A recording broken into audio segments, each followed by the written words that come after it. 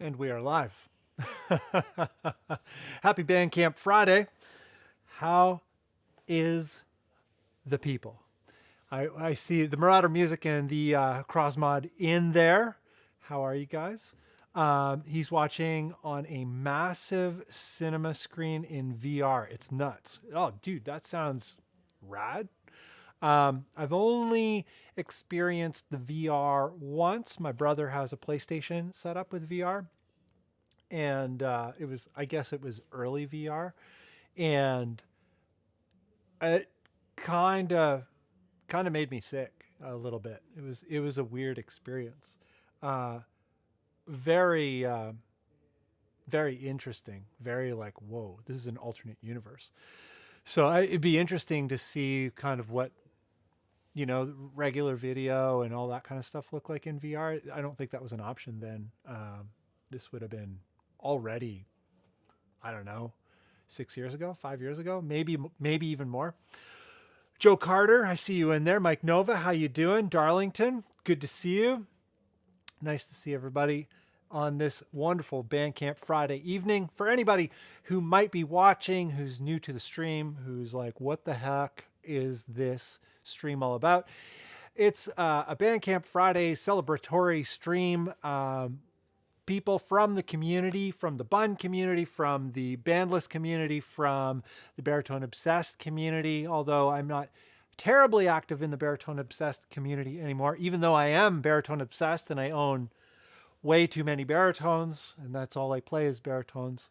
Not in the community a lot, so I'm not sure how many baritoners we'll have tonight. But we celebrate new music by people from those communities and people I'm adjacent to, otherwise people I've met through the internet and people I've met in real life. They're all of the above. It's not about me and who I've met. It just, I can only do what I know. So, so there you go. But going to be listening to a bunch of new tracks. The last many streams, there's been many tracks, and tonight is no exception. The way it works is we just kind of preview tracks. We listen to about a minute of every track, and then I drop the link into the comments, into the discussion. And if you like what you hear, you can follow up with it. You can support the artists. You can get in touch with them if you like what they're doing. And you're like, I do something like this, and I'd like to get in touch with other people who do this thing. And there's a whole bunch of reasons why you might follow up with some of these artists. But yeah, I'm super stoked that you're watching and you're listening, and I'm super stoked to listen to a bunch of these tracks because I've only previewed a few of them. Most of them are new to me today. People that I'm aware of their work, and I've heard all of their past work, but the tracks are brand new. So I'll be, along with some of you, hearing a lot of it for the first time. And I'm excited. Anyhow, a little bit of stuff going on in the chat. I've included the link there in the chat to the Discord community. That link expires, but if you're not part of the Discord community and you'd like to be, it's a wonderful community of talented makers and producers and writers and all that kind of stuff. You don't have to be talented to join. You can just, you can be just getting started, and we'd be happy to have you. I'm going to pin that link to the top, and it'll be present for the whole stream. And Gunky Zip, how you doing? I see you in there. I hope you're all well. Hope you are well. Router Music, I invited some bros. Hope they stop by, join the community and the Discord. That would be awesome. Joe Carter says, so you're saying you don't have a baritone problem anymore? I think I still do. It's not a problem. The whole BO thing is a solution. I play baritone guitars because they solve my problems.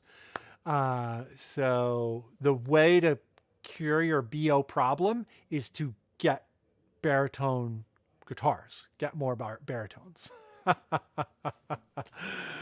Yeah, love baritone guitars. It's all I play. I do have a few standard scale guitars, a few 25.5s and a few 24.75s.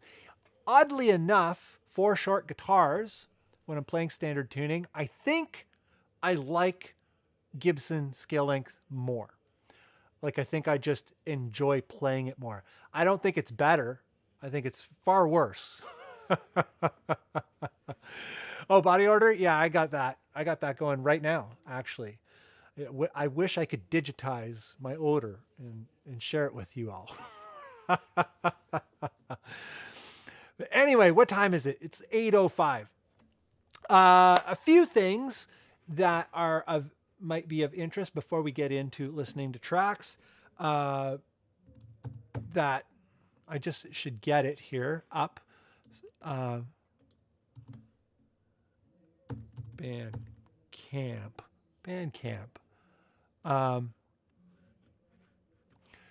So what do they have to say here? So this might be of interest. Some of you may or may not know this, but desktop bottom right. So as of today, this happened a little bit ago, September 28th. I don't know when they took control fully of Bandcamp, but Songtradr has acquired Bandcamp, and it's no longer owned by Epic Games. So this is the second acquisition, the third owner of Bandcamp, which, makes us a little bit nervous. One thing about it is I don't think Epic Games, was it Epic Games? I don't know. It was some game company owned it prior. I don't think they really understood what Bandcamp was. And once they got it, they're like, what do we do with this? It also could be that the code base is very difficult to modernize. I think, though, the problem with Epic Games was they're like, we don't actually understand this community or like what the value in it truly is. The value on paper and the value in reality is very different, I presume. But anyhow, Songtradr acquired it, and Songtradr is kind of like the DSPs with a twist. They do licensing, for film, television, all that kind of stuff.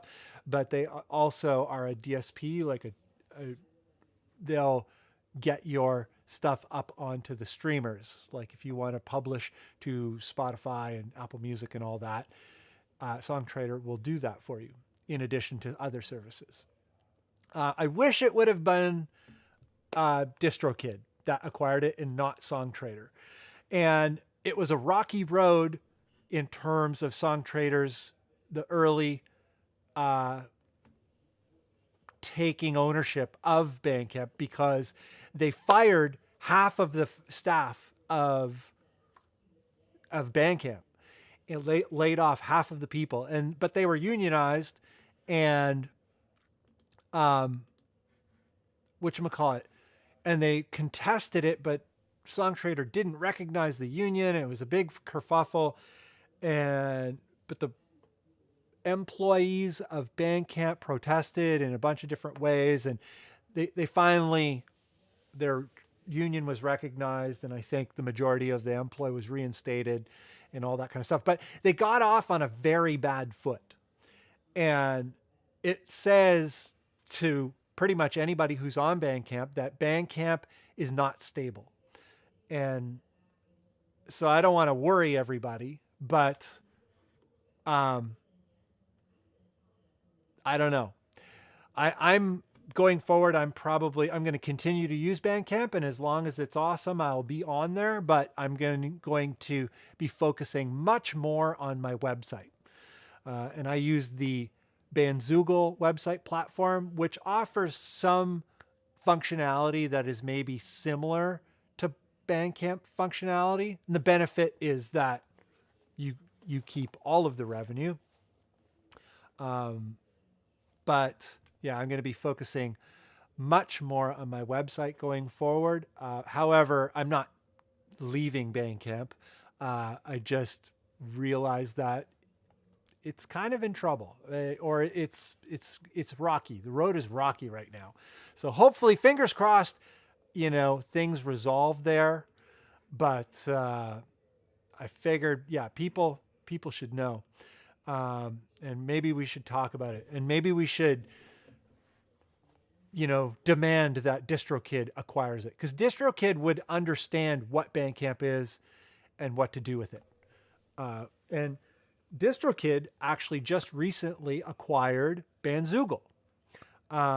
So, yeah, fingers crossed that happens one day. But I don't know. Maybe just focus on your own website.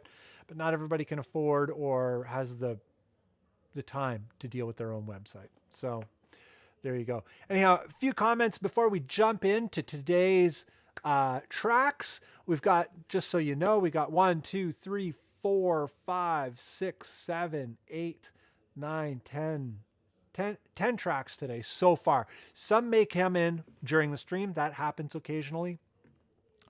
Some of the tracks are from new folks. Some of the tracks are from veterans. And I'm excited to get into that. But Joe Carter said, or Crossmod. No, Joe Carter, I mean Body Order. Let's hear. I'm catching up here. Joe Carter, if I could just get rid of my dude stank by buying more guitars, I'd be somehow even poorer. You would. Marauder Music, as my fingers shrink in old age, the Gibson scale works. Yeah, totally. Crossmod says, yes, it was Epic Games that previously owned Bandcamp. Joe Carter, they laid off a ton of stuff at the start. It's not a promising start for a Song Trader. No, not at all. It was confusing that Epic bought them at all. Yeah, I agree. That acquisition came out of nowhere, and I was like, what is happening? But then there was a bunch of stuff that happened that was very encouraging. They added the playlist player, at least on the mobile app, and they made some updates that way. And the Bandcamp staff went on a North American tour, and I went to one of the Bandcamp meetups, and it was awesome. And so there was a whole bunch of things that were happening during the early days of the Epic Games acquisition, and it looked very promising. But I think they ran into, firstly, they didn't know they're like, oh, this is what Bandcamp really is. Like, they got it after, and they're like, I don't know what to do with that. And they didn't really understand how to grow it into, to double their revenue. And that's usually when these big companies acquire these things. They're like, I can, 2x or 10x the value of this company. That's usually what happens in acquisitions.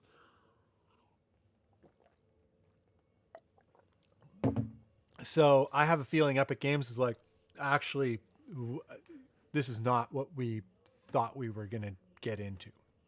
Or there was something wrong with the architecture. They're like, the code base makes it very prohibitive to be able to update the architecture to something that, is cross compatible from mobile to desktop and all that kind of stuff.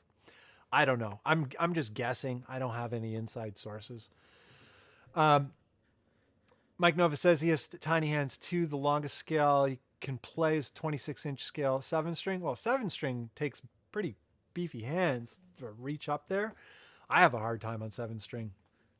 Crossmod says mostly editorial staff, from what I've heard, have gone from Bandcamp, which is too bad because the editorial staff is kind of what makes Bandcamp extra special. And Marauder says, I'm sending Elon a guitar amp, Reaper, and a link to Bandcamp. And Joe Carter says, the last thing Bandcamp needs is to be bought by Elon. Yeah, probably. No, I think DistroKid is the perfect parent company for Bandcamp. Like, it would be perfect. Like, everyone gets it. Yeah. Anyway, we're going to get into it here, and we're going to kick it off today with some Darlington jams, because Darlington makes the perfect jams for this show, for this stream. We can listen to the entire jam, but he's doing a collection of covers or recreations of tunes from a game that he loved. Game he loved, cartoon he loved. And so we're going to kick it off with Brawlin' Time. And this is his version of that tune.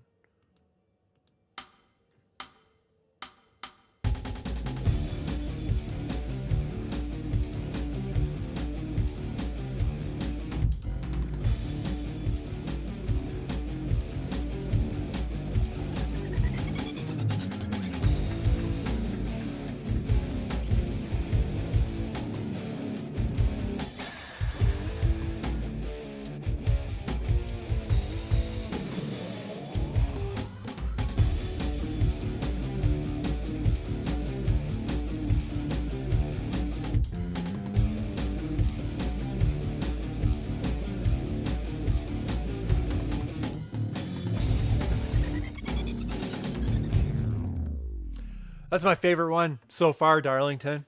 Whoa, it's looping. That was a fun one. It has all the cool breaks in it and whatnot. That's a rad one, dude. It's like really rocked up. Anyhow, yeah. If you're new to Darlington's jams, he's got a bunch of jams here, and there's like kind of like a library of these recreations. And so far we've got 4 of them. So it goes back to here. It's Brawlin' Time, Comeback Demo, Anthemusa,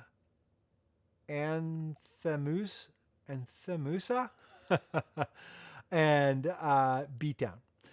The Bakugan OST or QST? OST. I'm very bad at information, by the way. For a little bit of information about Darlington, Darlington is a solo creator, not opposed, I'm sure, to working with other people, but a lot of times he works alone. He also works in... why am I blanking on this, guys? The DAW he uses, I'm blanking on. It's the simplest DAW ever. It has advanced recently. Help me out here. On any other day, I would remember this. Free DAW.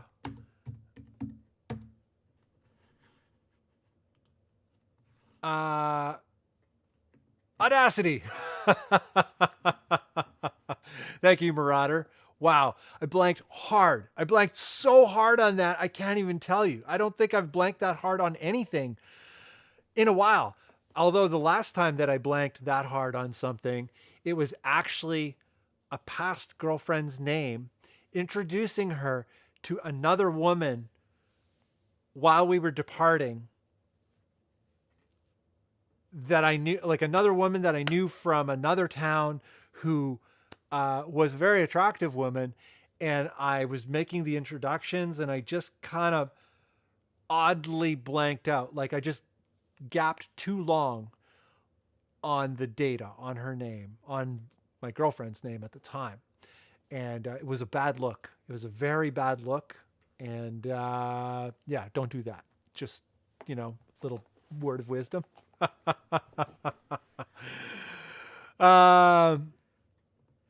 But we're going to move along here to a delicious another track. And this one here is called Delashon. The project is called Delashon. And the track is called Intrinsic. I love this project. And I particularly am in love,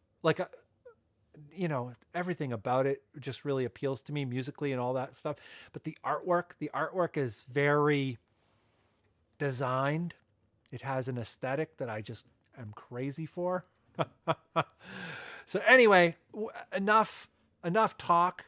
Let's do some more rock. I'm going to reset the gain here. What are we going to go for today? Are we going to go for -6 or -7? I think we're going to go for -6. And if it's too loud, we'll turn it down.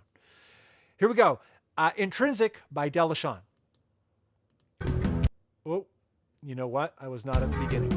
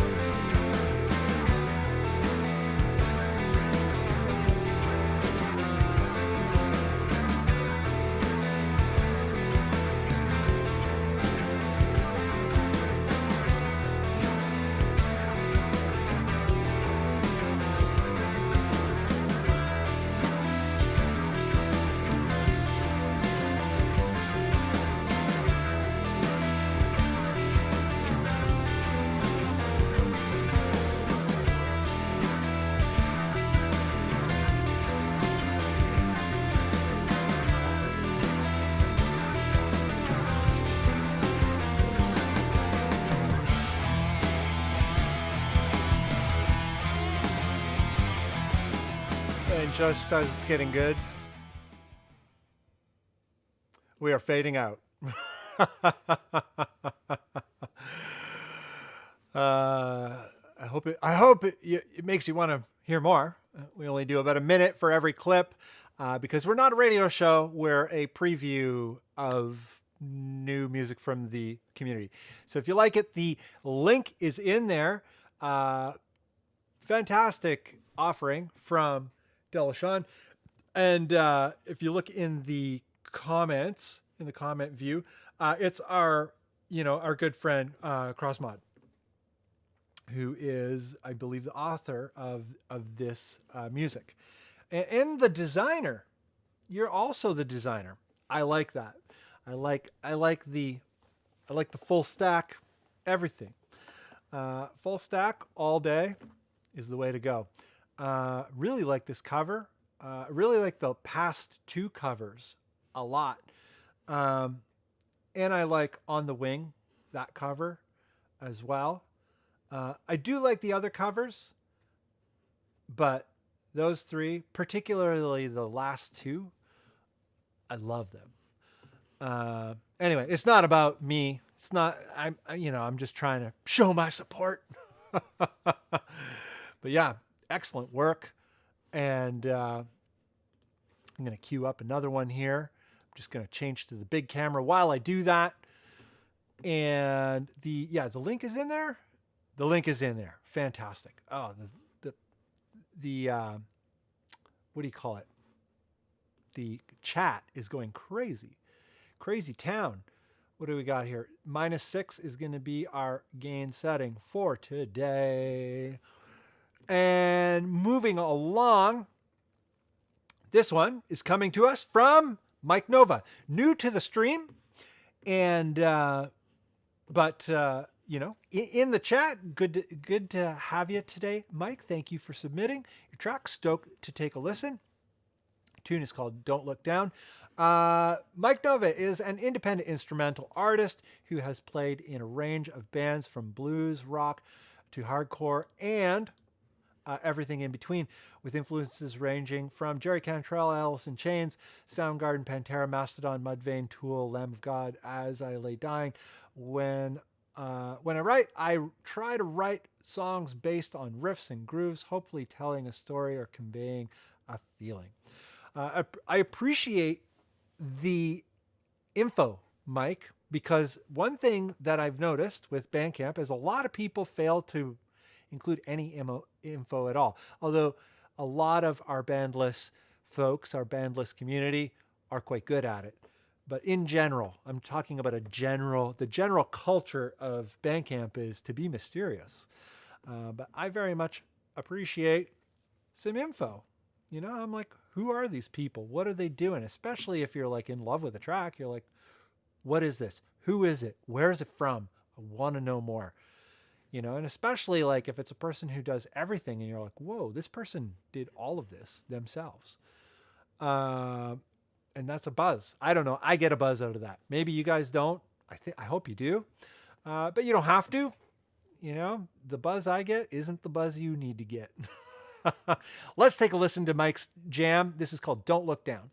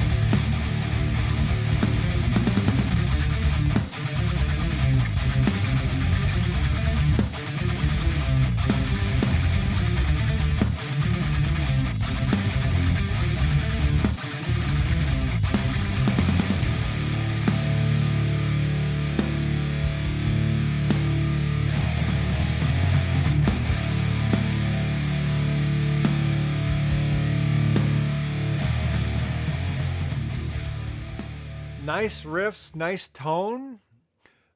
Excellent first share on the Bandcamp Friday Bandless stream. Excellent work, Mike. Nice.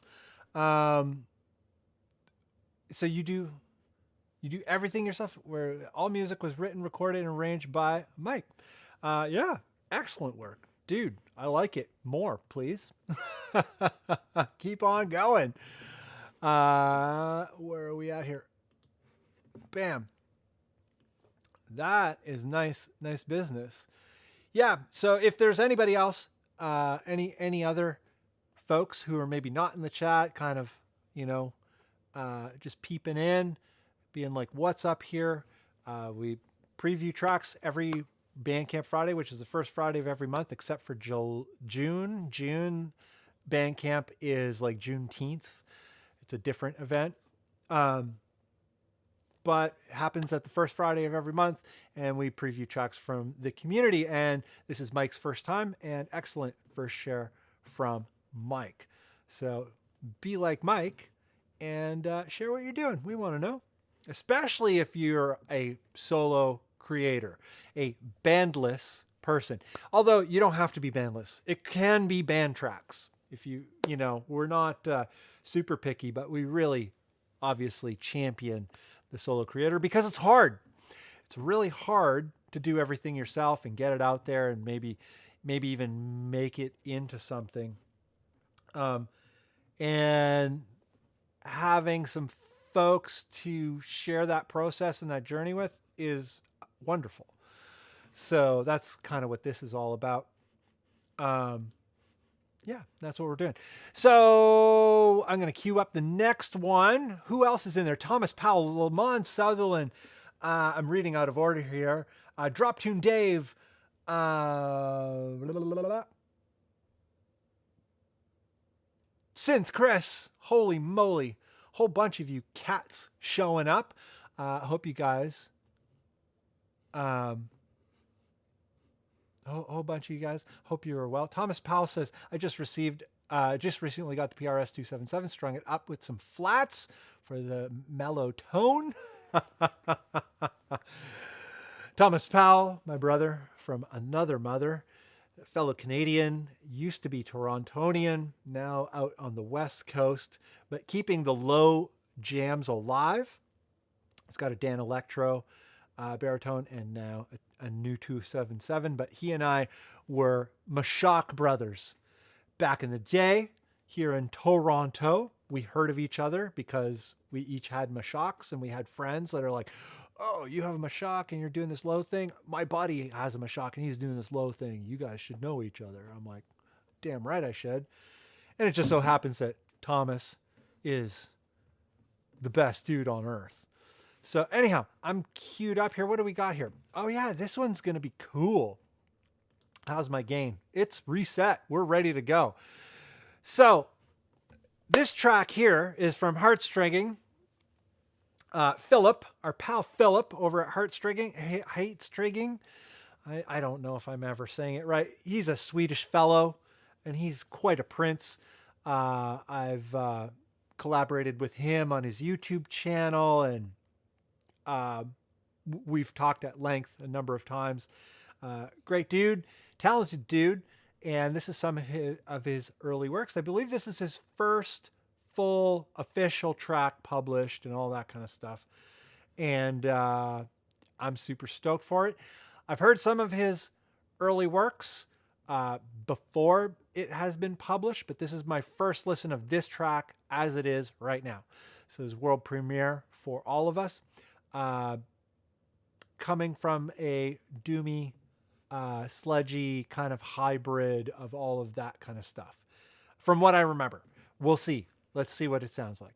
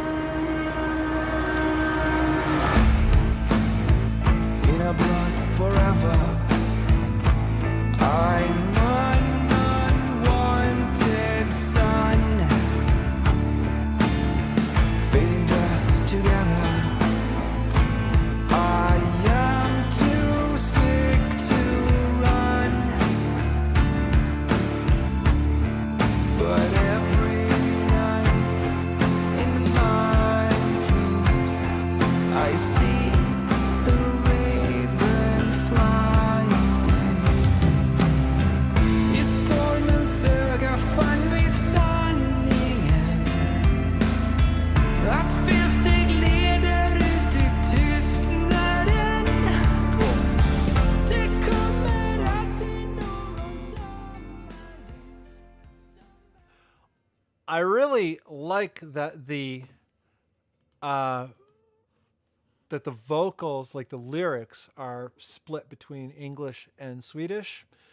You know, not fully abandoning your mother tongue, but, you know, doing what a lot of artists do. English is a very prevalent language across many cultures, many countries. So I understand why people go there. It doesn't have to be English for me to like it, but you know, it makes it easier to understand. Obviously, I speak English, but I like that he's included the, you know, some of the his mother tongue in that. It's very cool. It's really well produced, like really friggin' well produced. This is, I believe, part of the track that I heard the demos on, but it sounds phenomenal, and it only gets better. The link is in there. He had a little bit of help with the certain production elements, but he wrote everything himself. I'm not sure exactly which elements he had help with, but it's mostly a solo production and a solo project. I don't know if there's plans for a band and live performances. I have no idea. You'll have to follow him and ask him. Excellent work, Mr. Philip. I am proud of your effort. And it sounds phenomenal.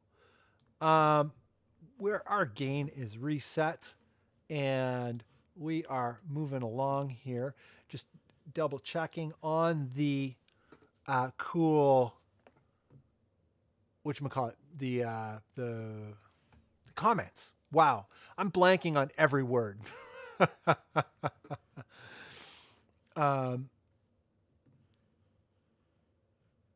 Sweet on memory to riff. I fail at that every time.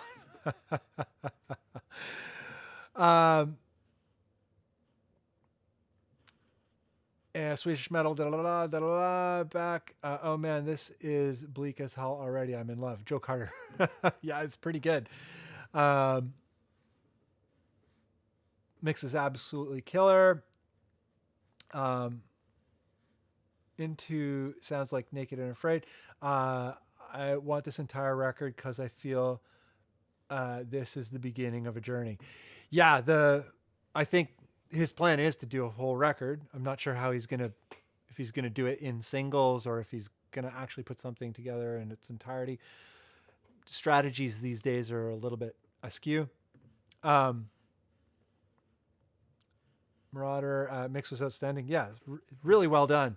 And he had he was very uncertain going into creating all that stuff. But I think, that the uncertainty served him well. Like he worked really hard to, get a result that he was happy with, and it worked out well for him. Moving along, we are gonna hang out with some Synth Chris riffs. This one's called Oh Soul Dancer. And are we gonna listen to the instrumental or the one with Loose Chains? I think we're gonna listen to the one with Loose Chains, featuring Loose Chains on vocals. Synth Chris is a solo creator from Moscow, Idaho, United States. And he's an IT guy. He's a code guy. He writes software that randomly generates riffs. If you're interested in that, he does have a YouTube channel. You can find out more about Synth Chris at his website. He does include a link there out to his website, which is very convenient. Thank you for some info. I appreciate info, as I always say. But yeah, Chris often works with a variety of vocalists that he's met across the web and maybe some in real life. I'm not sure on the full story, but he's very active in various internet communities. And this is the track. It's going to be crushing.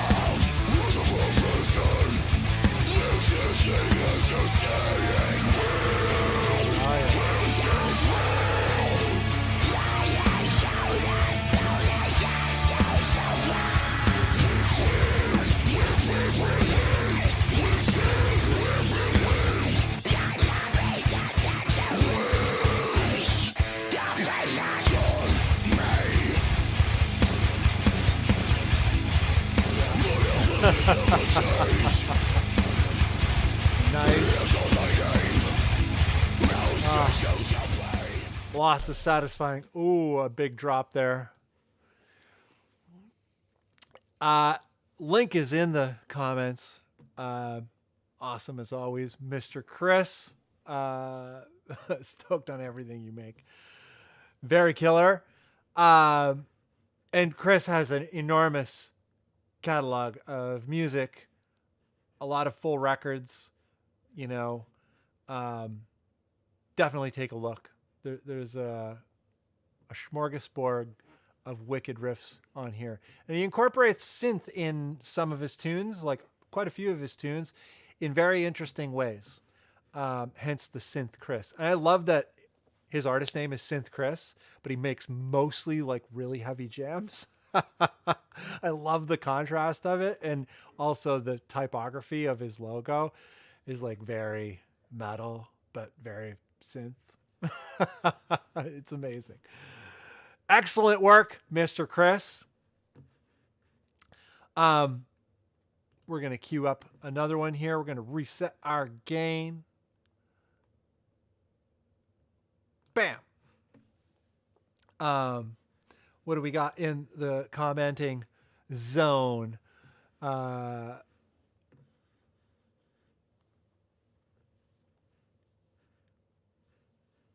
Joe Carter, Synth Chris, will you code a plugin that will make me handsome? Incredible. You know, there it is. Oh yeah, metal guitars are so tight. I don't think that will be necessary. Joe Carter, you're handsome enough. You're too handsome already, Joe Carter. Killer Man, those vocals are amazing. Badass riffs. Oh, that switch was snazzy. Yeah, there's some good switches in that one for sure. I just knocked over all the living room furniture. Marauder Music is moshing hard in his living room. Arm swinging breakdown. Darlington's ripping it at work while you're mixing. You're mixing audio and you know, picking up change. Amazing.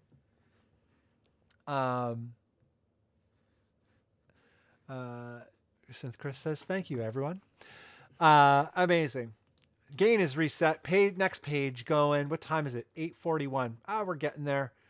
I should probably kick it up a little bit here, though. So this one comes to us from a fellow Torontonian, Mr. Matthew Keys, and Dr. Mr. Keys.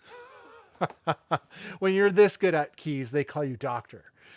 Anyhow, Matthew, longtime acquaintance here in Toronto, has played in many a great band. This guy has ears, meaning he has pitch. You can just play him a tune in the air, and he'll be like, "Oh, I really like how the G goes to the C." I'm like, you know, you're like, you listening to him talk, you're like, huh? Come again? But it's not every day you run into someone who has pitch. I don't know, Keys, if you're listening, do you have perfect pitch or relative pitch? Did you develop your ears, or were you born with it? Some people are born with it. I think kids can develop true pitch, if you start on them early enough. And maybe Keys was lucky enough to have that luxury. But that's why they call him the doctor. Anyhow, he makes generally earthy, feel-good jams. We played one of his jams last month. And this one is, Which One Is It? Is the name of this jam. Dr. Matthew Keys. Here we go.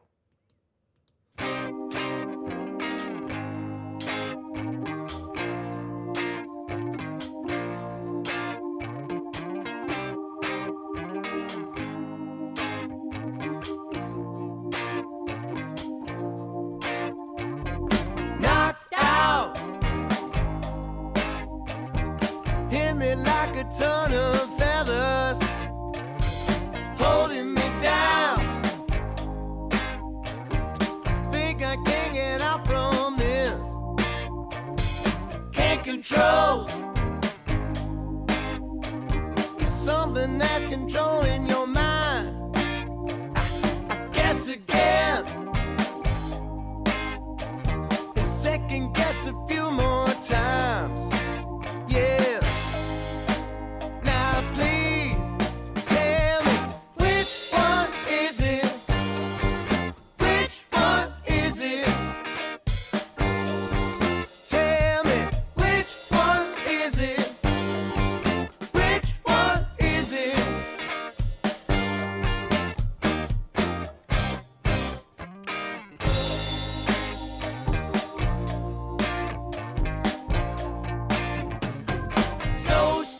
Excellent track by Dr. Matthew Keys.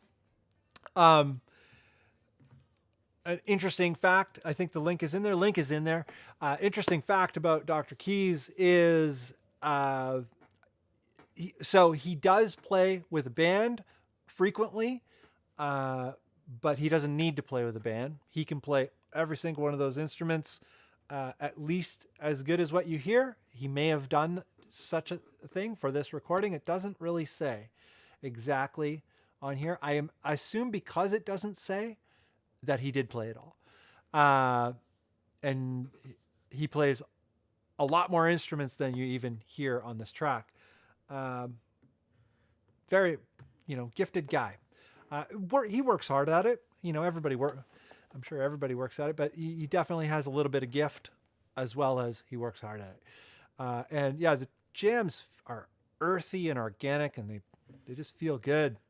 Very like classic. And the more he does this stuff, the more he captures that classic essence. But they're new tunes. Like they feel new. I don't know. I really like them. I think it's excellent effort. And I'm always excited to listen to a new one. So stoked. Thank you, Dr. Keys, for that jam. Link is in there. Link is definitely in there. Great. The chat. I'm going to kind of chill in the chat for a bit. We're going to get through a few more tracks because we are running out of time. Quite a few tracks today.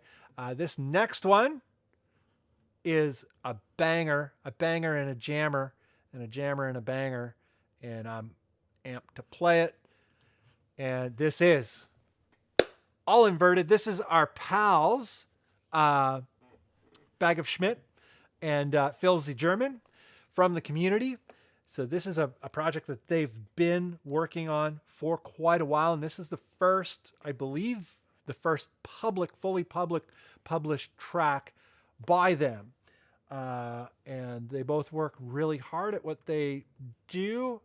And for those of you who are familiar with either of their work in the past, you probably know what to expect. But I'm going to save it for you to decide.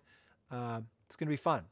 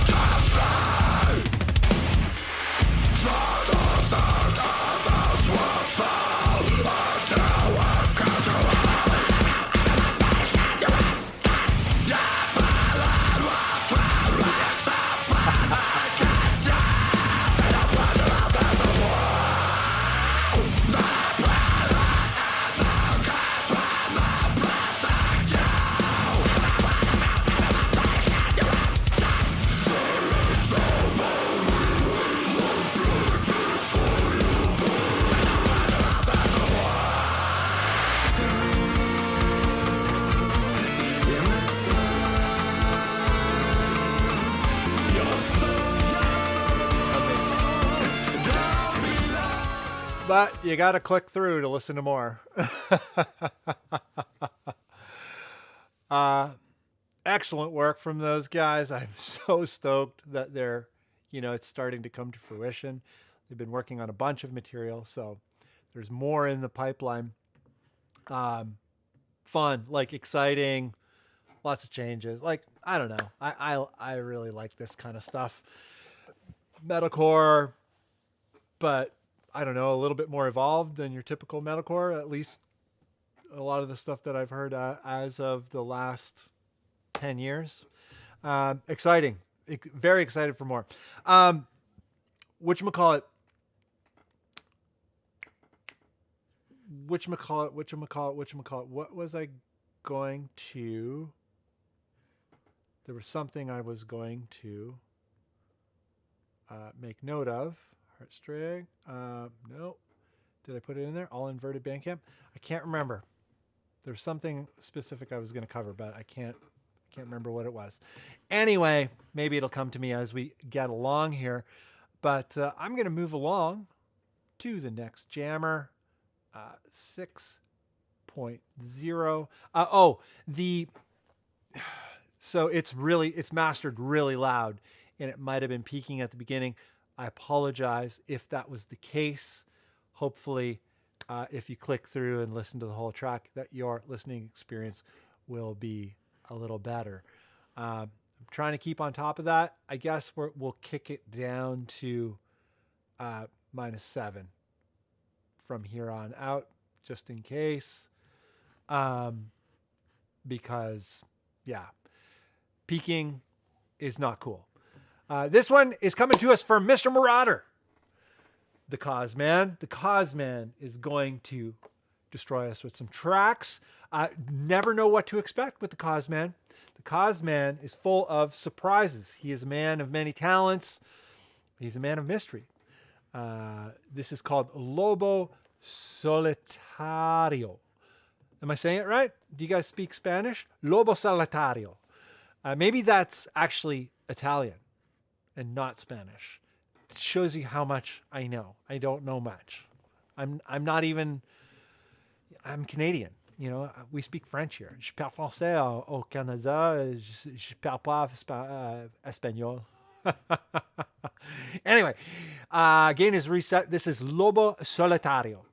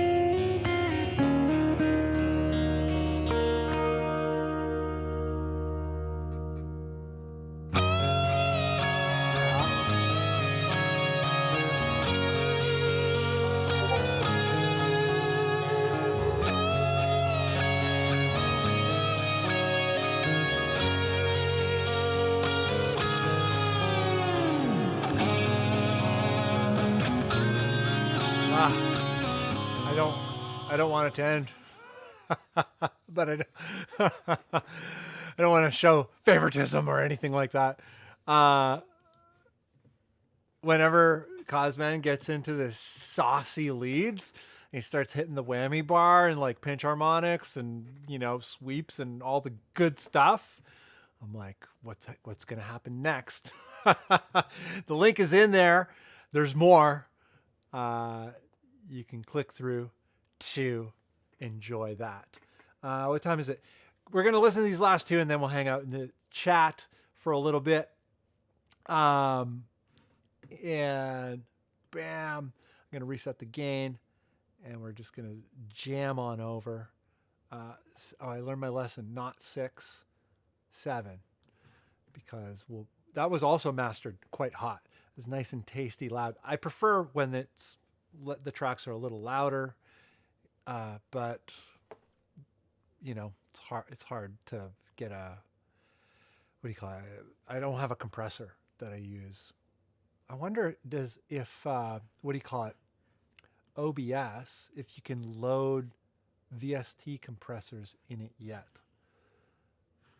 It does have a compressor, but it's not very good. Anyway, it'd be great to kind of like just protect that ceiling, have a ceiling where it can't peak. Next is up from our pal Sleepy Drifter. This was actually Necrovol. Kazuki Hiratani. He is a man of incredible ambition. He's putting out tracks over here, over there. under this name or under that name. He's got talents like you wouldn't believe. He can play many instruments. He's quite the ripping shredder. I've seen video of him just like playing at a jam. And he can like really rip on the guitar. He's kind of like Cosman. He can just rip. I'm like, and he, you know, he doesn't rely on the ripping. Like a lot of his material, he's like, this is the song. I don't need to rip here because the song stands on its own. And I appreciate that. Anyhow, this is Burning Rampage demo single by his project Necrovol. And it goes a little something like this.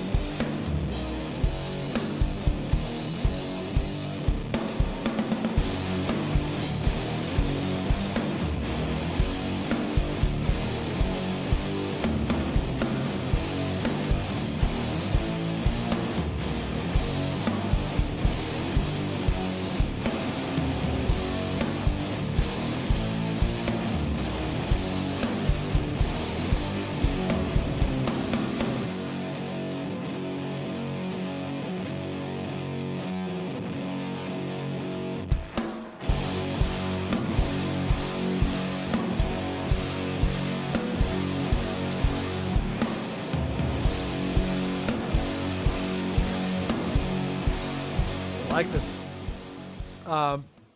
Lots of cool phrasings in this one. I'm very excited to hear where it goes. This is just the demo, and a lot of interesting ideas.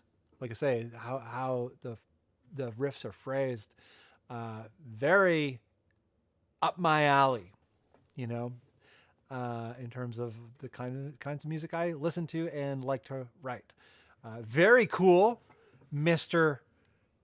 Sleepy Drifter, Mr. Necrovol, Mr. Kazuki Hiratani. Is it Hiratani or Hiratani? How do you actually pronounce it? I'm going to guess it's Hiratani. But, you know, what do I know? I'm not Japanese. But,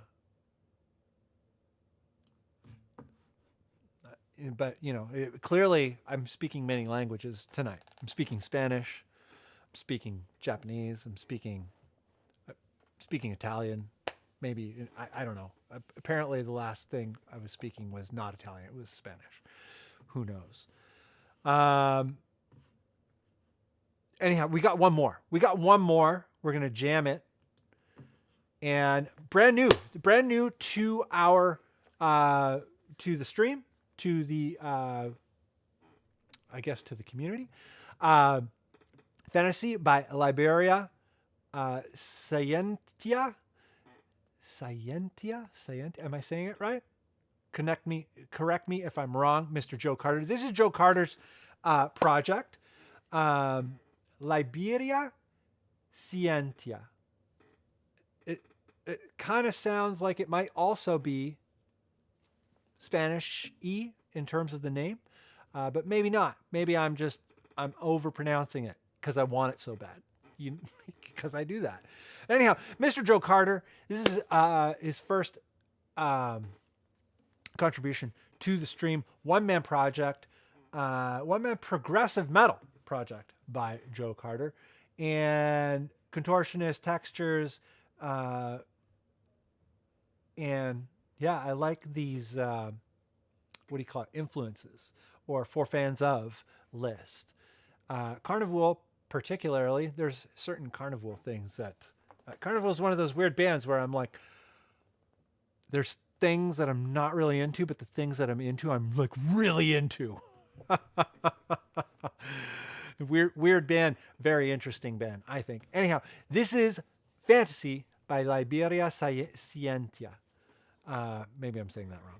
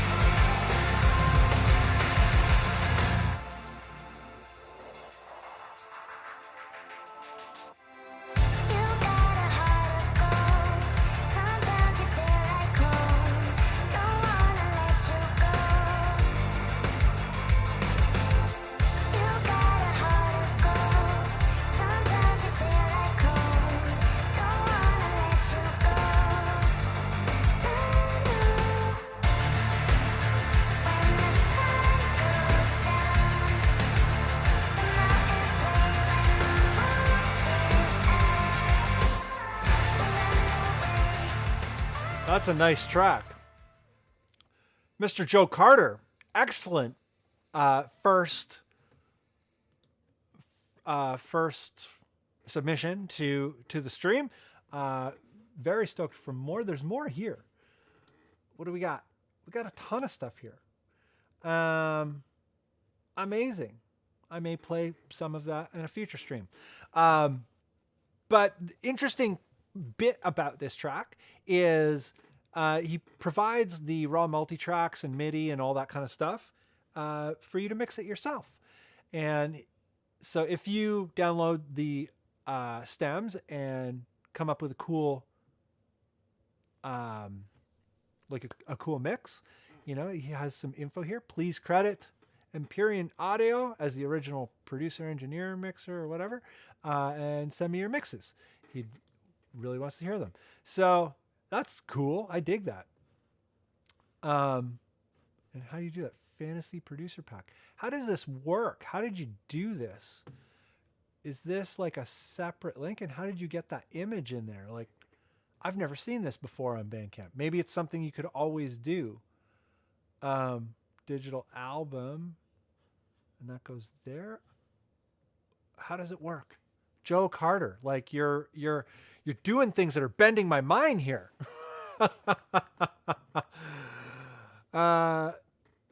Sounds great. Excellent, dude. What do we got here?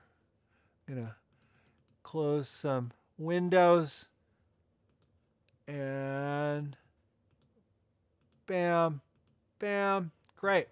And get out of here. And we're going to hang out in the chat for a little bit before we call it a day. I don't have anywhere to go or anything to do tonight. I'm going to probably go to bed pretty early, 10:30, 11. That sounds like a nice time to go to bed for me.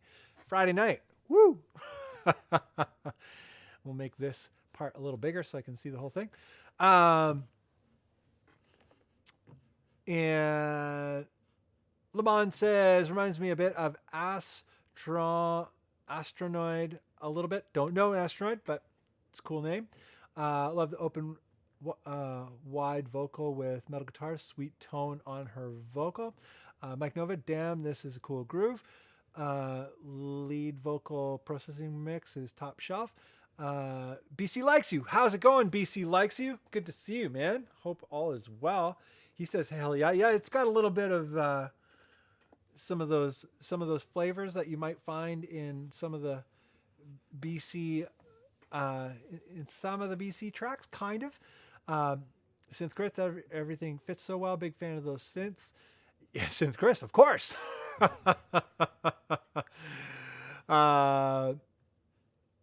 Pro level stuff. Yeah, sounds really good. Darlington, me gusta. I'm a master of languages. That means Darlington's stoked, I think. I don't know. I'm not sure. Mike Nova, that's a cool concept to be able to remix the music. Ola England did that too. Yeah, that's cool. Yeah, I've always kind of thought of that, but I'm like, I don't know. My music is so basic. It's just like drums, bass, guitar, done. There's nothing to do with it. It just sounds the same as when I mixed it. I don't know. It's hard, not too exciting. I think this would be a lot more fun because there's like more elements that, how they interact and how you give them space, and there's maybe more opportunity to do something different with it. Cranky Dragon, how are you? Party like Michael WK. Of course. So that was a fantastic stream. How'd you guys, any standouts for you particularly? I enjoyed the whole thing quite a bit. How do you feel about the Song Trader thing, Sound Trader and Bandcamp? It's I don't know what to really say about it other than I'm going to start focusing a lot more on my personal website. I'm not abandoning Bandcamp, but not going to wait for it to go badly and then be like, oh damn, I built up this thing on Bandcamp and now it's ruined. So yeah, hopefully it goes well, but fingers crossed. In terms of what is it? So next month is December. It's going to be the last Bandcamp of the year. I don't think I'll have any music for it. I'm still working on my Foreigns EP. I already released all the demos for that, and I'm in the process of re-recording. Not even re-recording, I'm rewriting. I'm still in the rewrite stage. I'm almost done the rewrite, and then it's re-record everything and do the final mixes and mastering and get ready for the release. And I changed my personal attitude on it. For the longest time, I was like just trying to get it done and out. And now I'm like, I'm going to just do it good. Like, I'm just going to do it as best as I can. And, not obsessively best as I can, like not perfectionism, but I'm not in a rush to finish it. I'm going to do it right. Because I have never done a Foreigns release right. I've always kind of like booted them out the door, which is not the way to do it.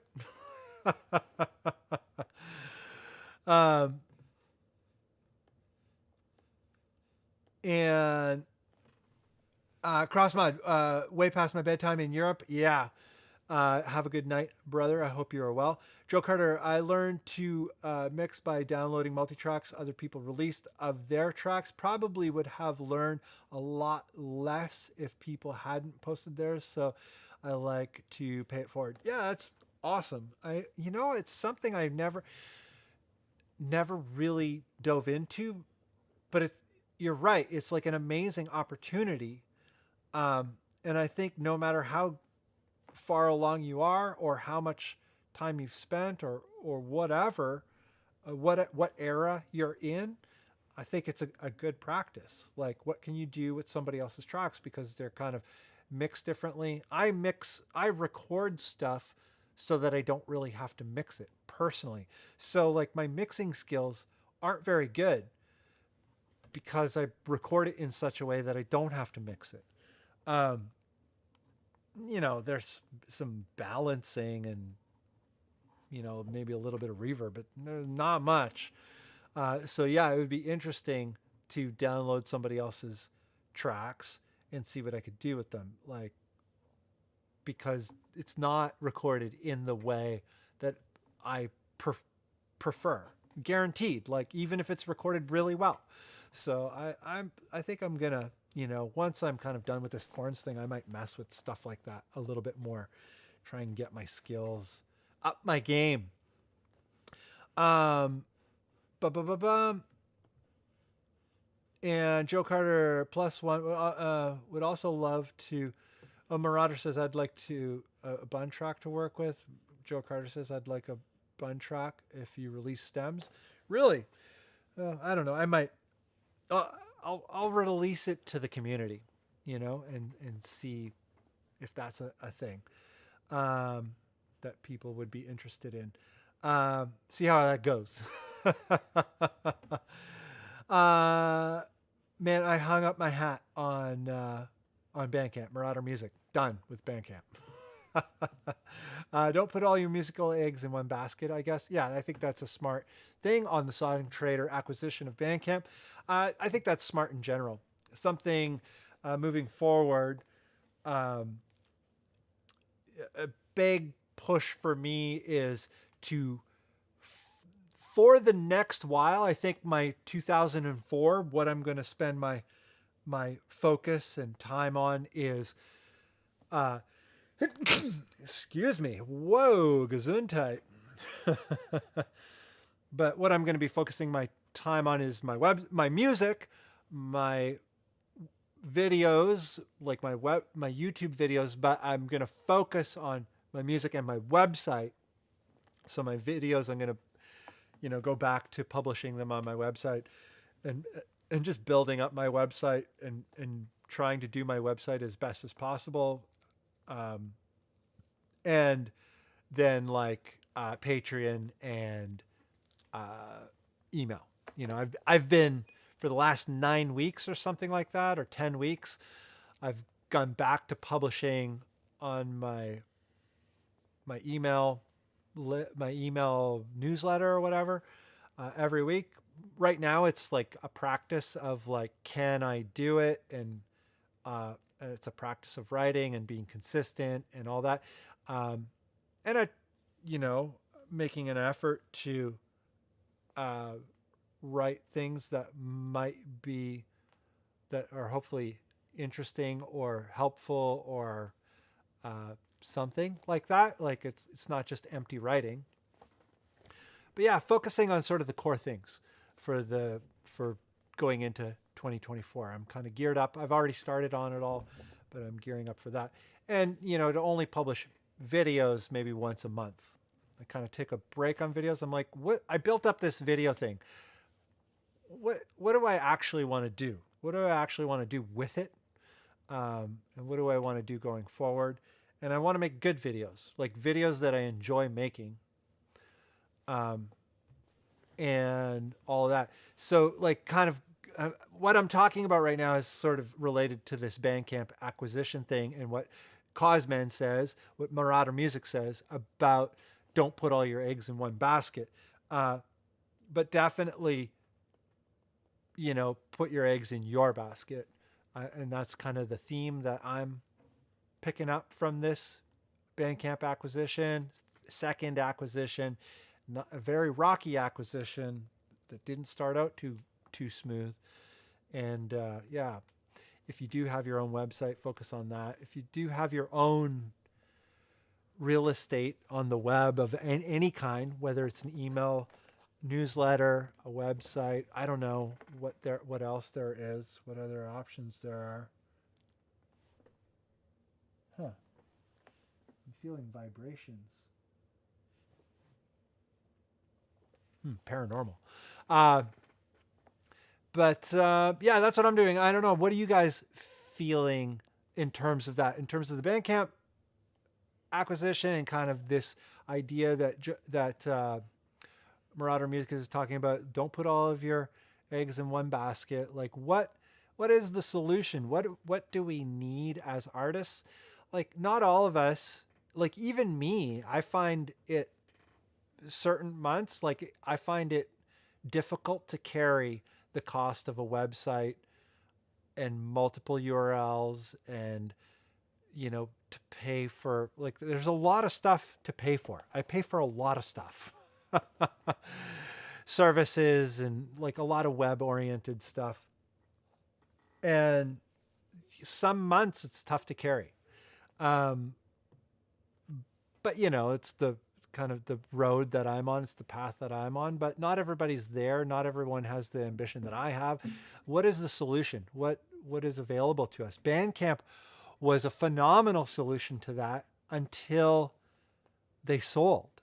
And it was a little bit of a shock, damn you original owners, because you had such a awesome thing and it was so solid and trustworthy until it wasn't. So yeah, what do we do? What's available to us?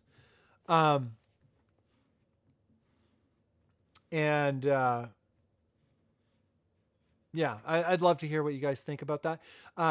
Joe Carter says, I released my first EP in 2018, way before it was ready, and I regretted it.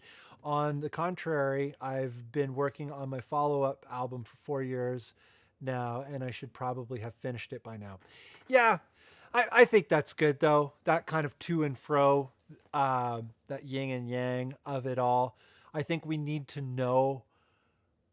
I think we need to go through the experience of rushing things out the door, and I think we need to go through the experience of working too hard on something and kind of experiencing a little bit of that perfectionism or obsession. I think we need to know what those extremes feel like, look like, sound like, in order to really understand who we are in what we do so that we can actually do our best work. You don't know it until you do it. You don't know it until you know it, right? So I think you're perfectly on track, Mr. Joe Carter. Marauder Music is saying, I'm still sitting on Nick Hill's Black as Metal Stems I want to work with. My fave Nick Hill track. Yeah, Nick Hill is the master of mixes. Like, he gets great mixes. Um, Nick offered them up on his store a while back. Interesting, yeah. You can put them up on your actual site. Bless you, bless you. Thank you. I'm seeing this late. Are we supposed to reply to the newsletter? No, only if you want to. If you're subscribed to the newsletter, you know, and you feel like you'd like to be part of, like, get into the conversation, I love that. I love when there's a conversation. It's not about what I like. It's about you. It's about the reader. It's about the receiver. It's about the audience. It's about the person on the other end. It's not about me. Like, the reason I do the newsletter is for the person on the other end. And I don't necessarily know if I'm always doing a good job. So even if it's feedback on that, it's like, interesting topic, but I'm not sure how this is packaged up for us. Like, maybe I'm off the mark. I am slightly, I'm on the autistic spectrum. So I kind of look at things a little bit differently. Value to me is maybe not value to somebody else. I appear very articulate and whatnot to some people, but make no mistake, the way I look at things and the way that I perceive things is a little bit different, and not always on the mark. So if I have some feedback, maybe it's better for everybody. Better for you, better for me. So no, you don't have to respond to my newsletters, but if you'd like to, I would love that. Any kind of feedback, positive, negative, or just like, hey, how's it going? I like that.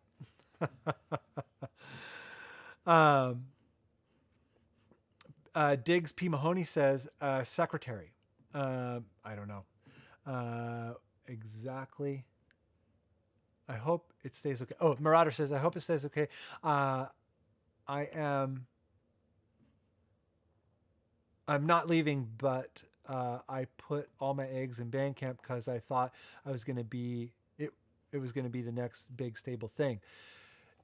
Well, the interesting thing about Bandcamp is it could be the next big thing in one of these acquisitions. And I think the perfect company for that really is DistroKid. So Songtrader, just sell it to DistroKid.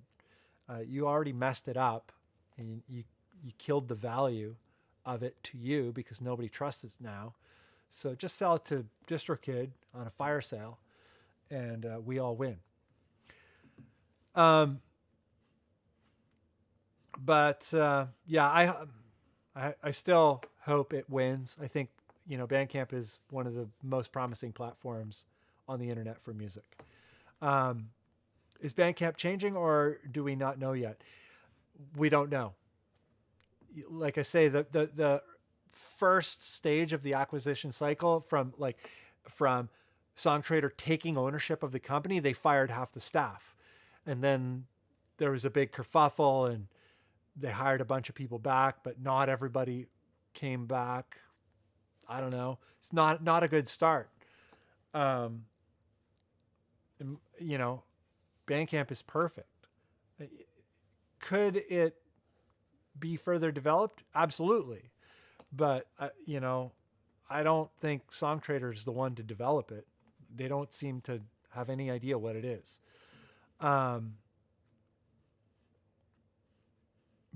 People at Bandcamp really know what Bandcamp is. And Joe Carter says, that's a really good point. I agree. I feel like the right amount of time to spend on music is different for everyone, for sure.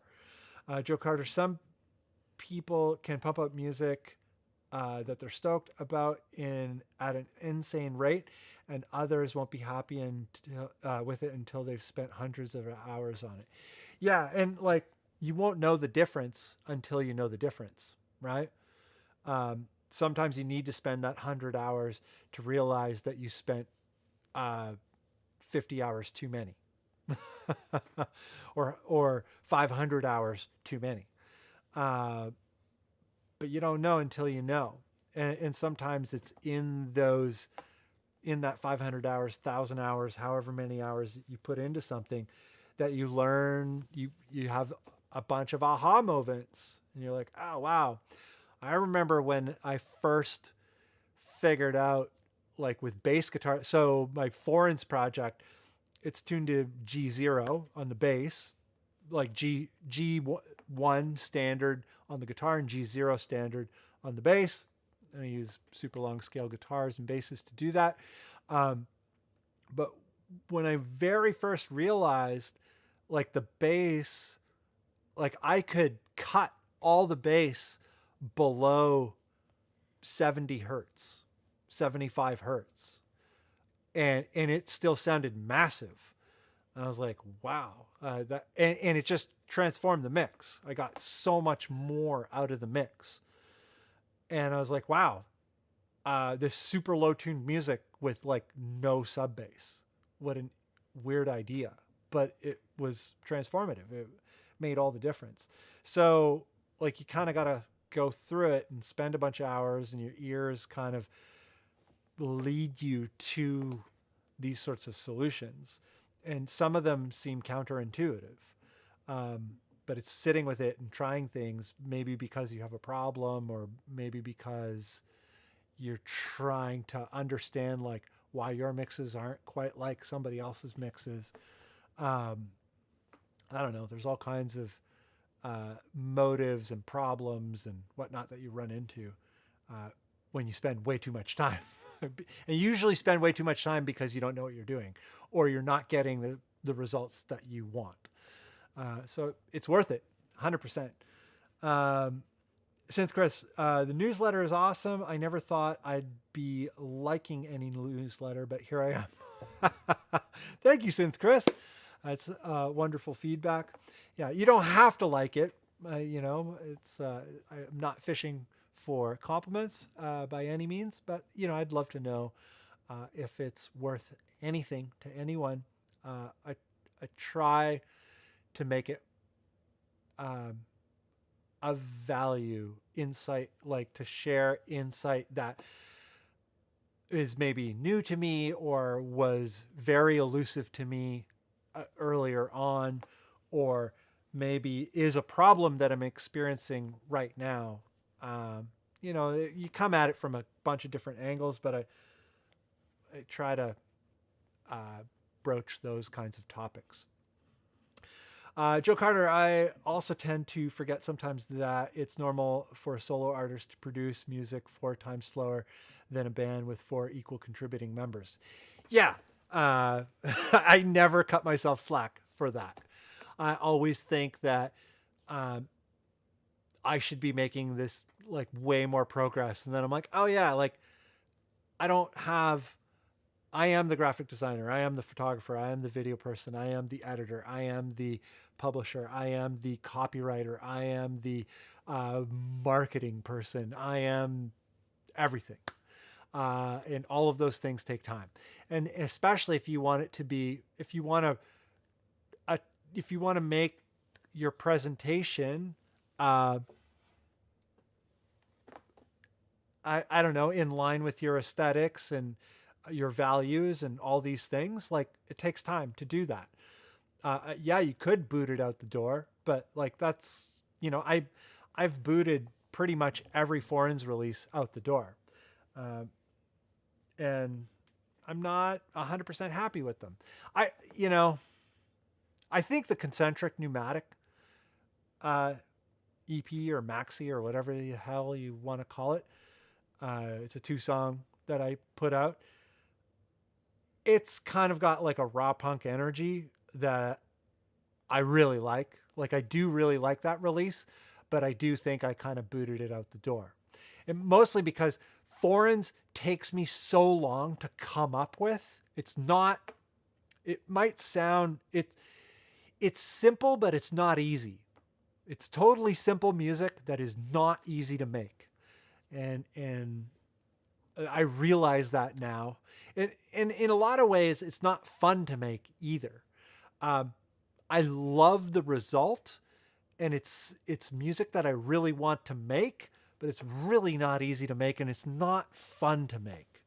It's only the result that's fun. And for me, the reason I make music is because I enjoy the doing. But when it's not enjoyable to do, foreigns is not enjoyable to do. I don't know. Like, I'm not sure what the future of foreigns is. I'm going to continue with it, but I think once this EP is done, I'm going to be like chill on it for a little while because it's making me mental. So it takes a long time to make the tracks, and then I get to the sort of final production stage and the final mixing, and I'm like, I just want it to be done, and I boot it out the door. And I don't want to do that with this one. This one I want to be as kick-ass as I can make it, as kick-ass is to me, But it takes a lot of patience. So yeah, I'm learning like all the things we're talking about. I'm learning on this one to be patient and to just go with it and to go all in. Marauder, I've always enjoyed hearing or reading Bunn's thoughts and perspectives on things. Started almost 3 years ago. Oh, dude, thank you. That's some dedication. Whoa, Anthony Nieto, what are you doing? Haven't seen you for a while. Dude, how are you? Hey, all stopping by to say what's up. Hope you're all rocking and riffing. Dude, what is going on? Anthony Nieto has a finance YouTube channel that's popping off. And, I never realized before that channel, like how much of a pro he is in the world of finance. Kind of makes sense now, now that I know. But if you have interest in finance, his channel is awesome. Very, very, very smart stuff. I don't have enough money to get into finance stuff yet. I'm interested in it though. Venture capital and all that kind of stuff. I would love to get into all that. You gotta get baby steps. I want to go straight to venture capital. Want to be an angel investor. Anyway, Anthony, I hope you're well, man. Here we go. Got more messages from you here. Marauder, Cosman, how's it been, brother? I checked out one of your newer releases, Lobo Solitero, Change of Pace. Yeah. I'm doing well, Bunn. Lots of interviews. I'd love to interview the Bunn some point. Dude, I would love to have a online conversation with the Nieto. Dude, we could get into so much awesome stuff. Let's hook it up. I would love it. Roadbull, what's up? Oh my God, all the legends are coming into the stream. What's going on, dudes? Diggs P. Mahoney, yep. The newsletter is great. A reminder. It's good to know we can reply if need be. That's cool. Cool biz. Oh, cool. Yeah, I get, I try to leave a thing at the end of all the newsletters that says like, hey, I'd like, what's your thoughts on this and whatnot, to entice, like, this is a conversation. Only if you want to. I'm not, if you don't, like, if you're truly motivated to respond. I love talking about all of this stuff. I love it. And, it's always surprising what you learn when you get into conversations about the nitty gritty of things, whether it be on the production side of things, the songwriting side of things, the more business side of things. I'm really interested in the kind of business side of music, like what it takes to make $1 in music and to do that in a way that is comfortable as an artist and, not trashy. And I think there's millions of ways to do that, but like no one ever talks about that stuff.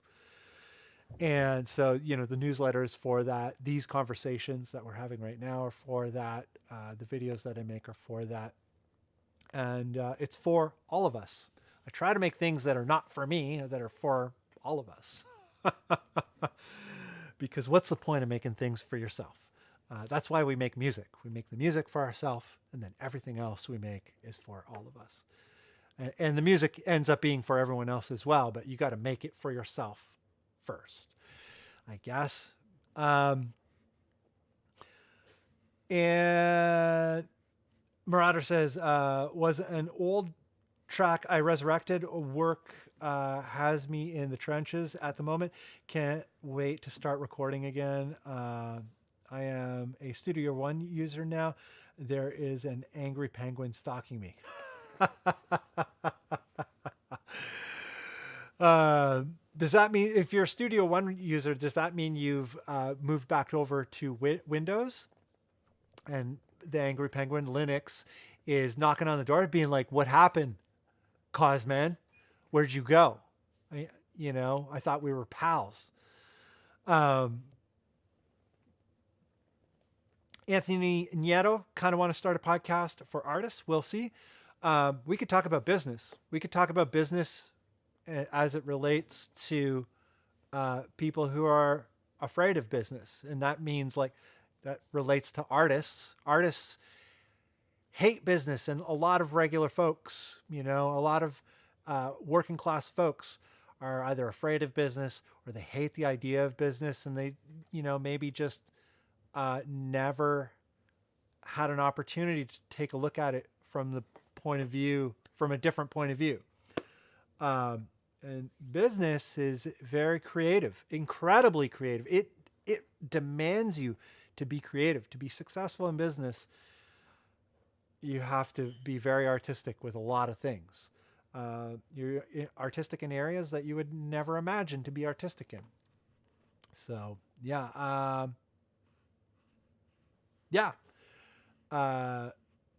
But, your channel is about finance, not necessarily business specifically. Finance relates to business, but yeah. Anyway, I digress.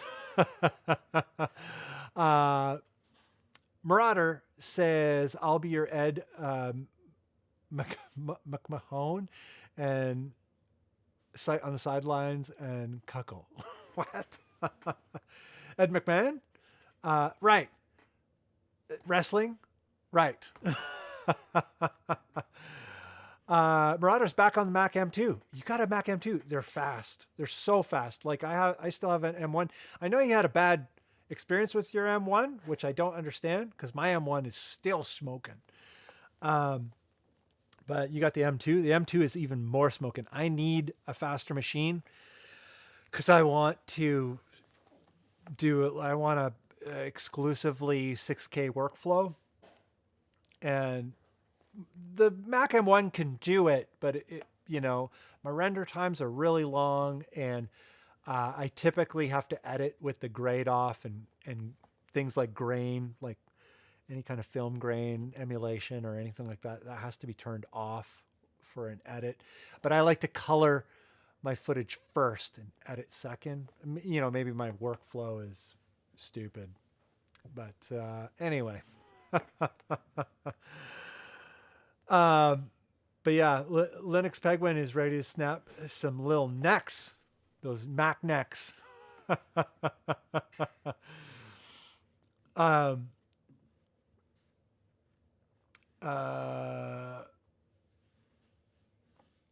Linus himself is knocking on the door.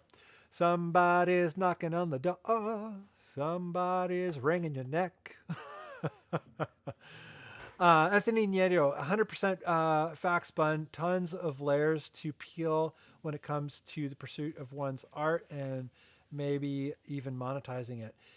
Yeah, monetizing is difficult for a lot of people. It was very difficult for me for a long time until I started a business to serve the artist community. I had a business in the print business and merch business. We manufactured and designed CDs, tapes, LPs, T-shirts, pins, stickers, all of that sort of stuff, posters.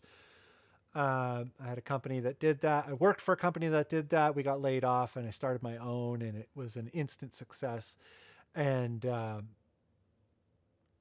I learned that business was rad, and I learned a lot about business in that. And I learned that business was really rad, and that I had forever thought about business the wrong way, and that it's a hyper creative thing, and marketing is not scummy. Only scummy marketing is scummy, and only scummy business is scummy. There's business in itself is not inherently scummy, but it's hard to know that until you're kind of like in it. And then once we ended up in a situation where we could no longer do that business, and I wanted to go back to focusing on just music, being an artist myself. And I took a whole bunch of the stuff that I learned in that business and started applying it to my own artistic life. And that's when I kind of started the Bunn, 2013. 2014, I guess, is when I really kind of, the Bunn thing, I was like, I'm doing this. And, it's been a long road, but it takes what we were talking about earlier with production and all that stuff. You don't know until you know. You got to go through things until you're like, oh, yeah, I guess I had this terrible opinion of this thing because I never did it. And then I did it, and I realized that my opinion was based on somebody else's opinion that I heard through the grapevine or through something that I misinterpreted. And actually, the thing that I hated or that I thought was stupid was right up my alley, or exactly the thing I needed to know about in order to take the thing that I really love further. Life is so weird that way.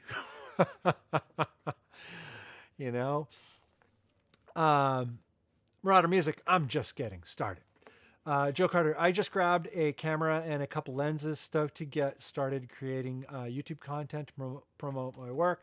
I've storyboarded out a video to promote my audio work. I'm going to start shooting next week. Get into it. And if I could suggest anything, Joe Carter, is don't worry about it too much when you're just getting started.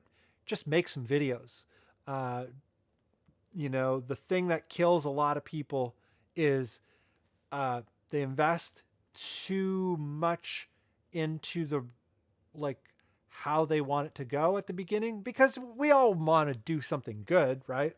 It's an honest interest, but then they don't give themselves the chance, the amount of space to kind of play with it and figure out what their style is, figure out what their focus is, figure out what their personality is. And that takes doing a few videos and focus more on trying to have fun with it. Which I think it sounds like you're already kind of in line with that, but don't lose sight of that. Because the worst is when people go into it excited and then they discover something else about it that they hate and it ruins them. If you just find what's fun about it, make that the objective. I'm going to find what I like about this and how I can be creative and enjoy it, and how it works with my music, how it works with my greater artistic endeavor. That's been the hardest thing for me, is to figure out how I love making the YouTube videos. I love making kind of docu info video. I don't know what you'd call the style, but I love the kind of videos that I make. I love that what I'm shooting for. I never quite get there, and that's kind of the drive to continue to do it. But the hardest thing is fusing the two things together. And I really want it to be closer to the music making but it still be interesting and story driven, and I don't know. So it's hard to do that. There's a million different ways to do that, but give yourself the time to figure it out, and so that it doesn't kill that thing. If you're spending all your time making videos and suddenly the music's suffering, which I've experienced many, many times, it's not so good. It's not a great feeling, but you do have to spend enough time to kind of get good at the video thing. Some people are natural and they just kind of figure it out right away. Other people, it takes a bunch of time.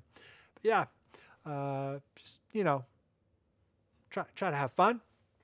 I'm really harping on that because I just want you to win. I want you to win so bad. And yeah, channel, Marauder's going, what's the channel? Do you have a channel name or set up yet? Cause yeah, I'll follow that right now. I really enjoy editing video in a creative way. There's actually a video I made for the song you played tonight. Oh, cool. We'll be posting a lot more regularly next year. Anthony Nieto, totally, rad businesses are rad, and the scummy stuff remains vomit. But a business can be as rad, as creative as people allow it to be. Bunn interview topics coming together. Amazing. Nieto, we got to do this. We got to do something. Maybe I'll start a podcast and I'll interview you and we'll kick it off that way. I don't know. I kind of have a podcast that I started like last year, and I have 14 episodes that I just need to finish and get out the door. It's a in-person podcast with some dudes here in Toronto. It's an artist-oriented thing. So I should probably do that first before I start a new one. But yeah, I would love to interview you. I would love to get into finance and all that kind of stuff with the Nieto. That would be killer. Development of a Void is in here. I'm slow on the chat. How are you doing, brother? And yeah, all the legends are here.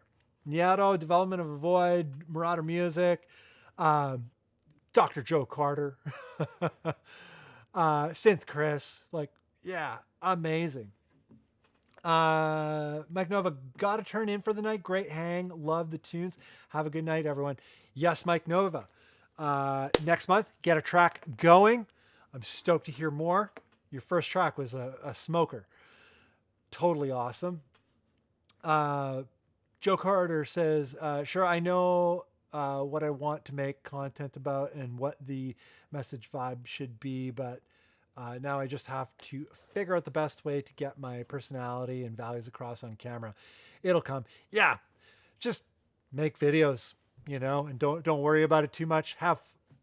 When you focus on the fun, it all just works out. Or not necessarily the fun, but the enjoyment of the process and figuring it out. Marauder Music and Bunn. So tell me, why not just put a piano string on a shovel and call it a day? Absolutely. Why not? I think that's a valid approach. Absolutely.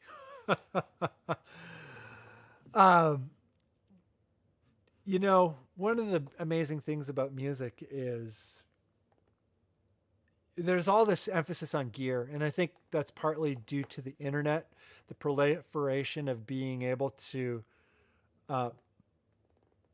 see what's coming out and happening and what people are using in real time.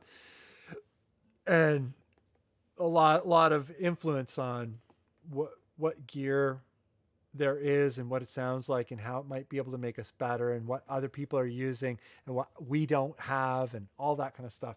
But what's really interesting is when people just kind of make anything work. I don't know if you've ever seen that video of the gent shovel or whatever. It's just a shovel. I think it's a shovel with one string on it, a giant string, could be a piano string, or a bass string. And it has an EMG taped in a decent position, and they just play it kind of fretless style, and and they play a genty tune, because gent, you don't need to do too much. You can just do 1-0 type of stuff. But the track in the video, the tune in the video, it sounds like gent. It sounds like music that people would listen to. And I guess they use Superior Drummer or whatever to make the drums for it. But my friend Jay Galbraith, phenomenal musician, awesome dude, the best dude in the world. And he, a bunch of years ago now, we used to play in a band together, and we played this post-hardcore style of music. And he's a really talented guy, regular drums, guitar, amps, all that kind of stuff. But after that, he started playing some acoustic guitar and started producing stuff at home, singer-songwriter kind of stuff.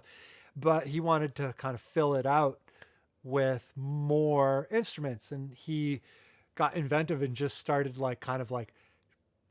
playing percussion on stuff he had at home, like a table and a box and whatever.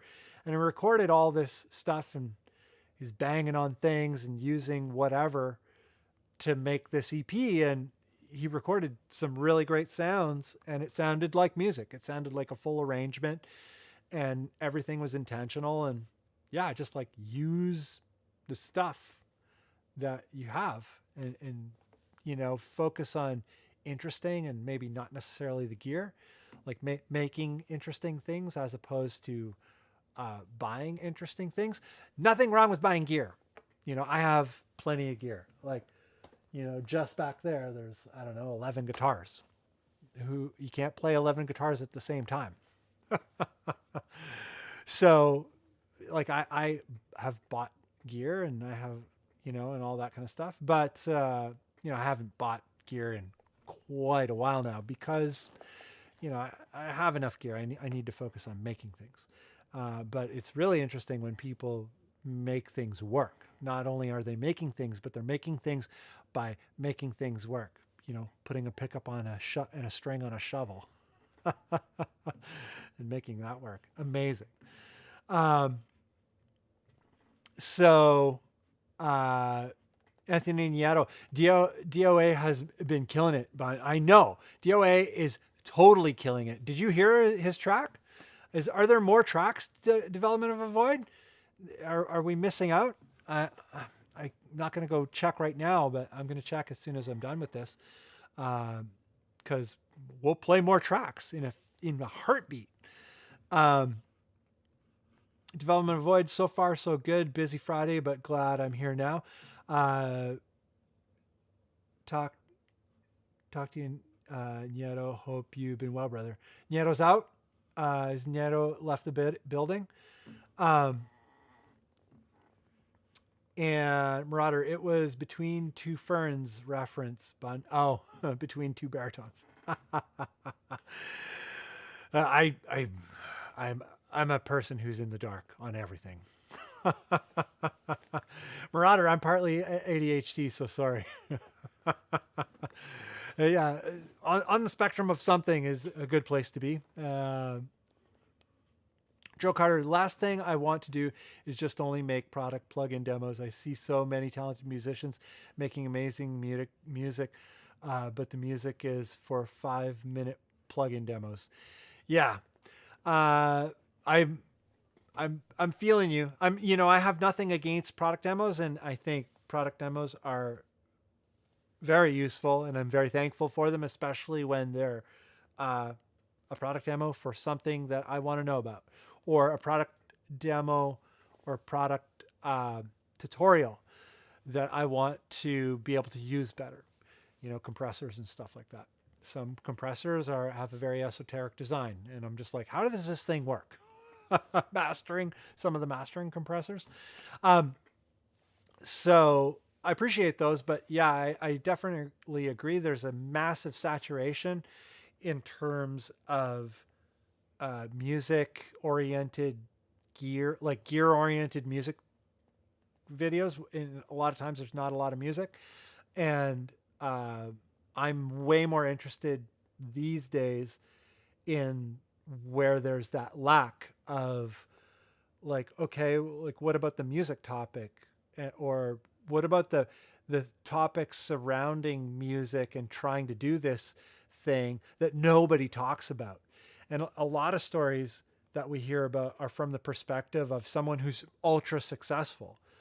And I'm like, who cares what Motley Crue is doing or what Motley Crue did 40 years ago? not who cares. That's very negative, but you know what I mean? Like, it's not helpful to me as an artist right now. Like, I'm at the beginning. I'm way further along than so many other artists, but yet I'm at the very beginning, and it's like a total slog to get anywhere.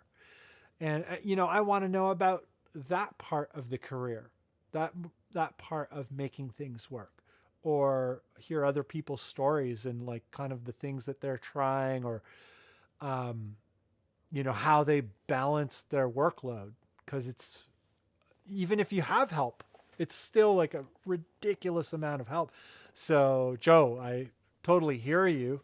Like, I want to see other videos about other things, and maybe a little bit more music, or at least use more music in the video that you've created,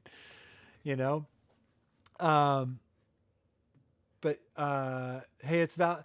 So Joe says, but hey, it's valid way to make money as an online creative, I guess. Yeah, kind of. One of the things that I've noticed, so it is, absolutely it is. But one of the things I've noticed is there are people, and I was at risk at going in this direction, but there are people that they build a thing. So they're a musician and they have interests in being an artist, and they build a thing on YouTube, and a certain part of it catches on, and they follow that thread, and that thread ends up taking them way far away from being a music artist. But that's their first passion and their first love. And then suddenly they're like, I'm this thing on the internet, and nobody cares about my music. And in order for me to pursue my music now, I'm so busy doing this other thing kind of related to my music, but nobody cares about my music. It feels like doing my music, but I'm not doing my music. And I don't have the time to do that because now I have to do a video every week about this other thing. Like, people get caught up in that. And I was on the road to getting caught up in that. And so I've had to reevaluate what I'm doing and, what it all means, because so what if you're successful doing something you don't want to do? Like, that doesn't even make sense. And I could name a few well-known artists that are in this position and that I know very well about their pain and the sort of bed that they've made. But so yeah, it could pay well, but are you going to be stuck there? And maybe it doesn't matter. Maybe you're okay with that. It all depends on the individual, but it's definitely a thing to think about, I guess, is what I'm harping on here. Whatchamacallit, I'm really kind of, I'm going at length on this thing. I love the topic. I absolutely love the topic, Joe. And I appreciate the back and forth on it. Marauder says, Zach Galifianakis, I can never say that name right, reference, like asking his baritone guy stupid interview questions. So you use eights. Yes. Trevor McCabe, what about Foreigns is not enjoyable for you? It's definitely my favorite project of yours. So I'm kind of hyperbolic on that. It's not enjoyable. The creation process is not enjoyable. There are elements of it. So coming up with the riffs is usually enjoyable. Putting it together, like coming up with finished arrangements, is very not enjoyable. It's very painful because Foreigns is very simple, but there's a sophistication in it that is slightly beyond my ability. So I have to struggle to put it together. And there's certain things that I struggle with, like I kind of paint myself into corners because sometimes harmonically it doesn't move in very interesting ways. And it's like just in a key. And I'm like, how do I get out of here? Like, I'm not opposed to being in a key, but there's ways you can juggle being in a key harmonically that make the harmonic movement, the melodic movement, more interesting. And, you know, I don't want to do foreigns so that it's just another metalcore thing or another post-hardcore thing or another metal thing. Like, the melody and how the melody moves is super important. And in terms of like, for it to be satisfying to do, like if I'm going to do it, it needs to be satisfying. And unfortunately, the sophistication of that satisfaction happens to be slightly beyond my ability. So I struggle with it. I struggle with the arrangements and how that all fits together. And obviously there's a rhythmic component. Like once you start getting into arrangements, the rhythmic component needs to be interesting and needs to reflect the rest of the music and support the rest of the music. So I end up in corners with that. And it's just like, yeah. So coming up with the parts, the individual parts, is very fun. Like I really enjoy that part. But putting it together is painful. And then playing it through. So when I do the final recordings and as I get through the production process and it becomes more refined, I play longer and longer parts of it. And the music's not easy to play. And I'm not a very advanced player. You know, when you guys see me playing on the internet, you see me playing the worked out stuff. But I really got to work it out. And, you know, I have various challenges. Like I have neurodivergence in my like nervous system that controls my motor activity. On top of being slightly ASD, I have mirror movement disorder. And which is an advantage in a bunch of ways. Like it forces me to play a certain way that I just will not sound like the average person. And I take advantage of that because I have to play differently. I lean into it. So I end up with a slightly different sound. So I like that part, but it also makes playing difficult. So yeah, that foreigns is just like the amount of difficulty and the amount of displeasure in it is much higher than the pleasure. So I really like coming up with the riffs. And once I can play the stuff, I'm like, oh, this is kind of fun to play. And that's kind of cool. And then the final finished product, I'm like, okay, this tune sounds good and I'm proud of it. You know, which happens after something's really hard. But yeah, there's a lot of displeasure in working on foreigns. So you lose energy. Like it takes a lot of energy to do. It kicks your ass. And then once it's finally done, you kind of like, you're deflated, right? So I'm seeing it through. I'm not abandoning it. But and I intend to see it through to a much higher level than any previous release. Whether or not people like it more than any previous release is up to listeners. You know, there's a good chance people will like it less than Metropolitan. That always happens. But I don't know. This music thing it's a funny game, man.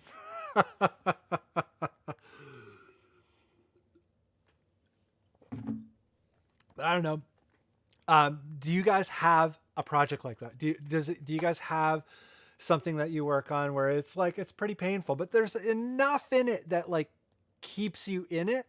You know, there's enough enjoyment that it keeps you in it, but it's hard. And you're like, you know, it's a bit of a struggle to keep going.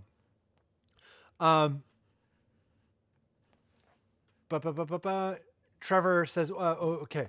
So Trevor, I don't know. Let me know if you relate to that or if you have something like that, and if I'm making any sense at all.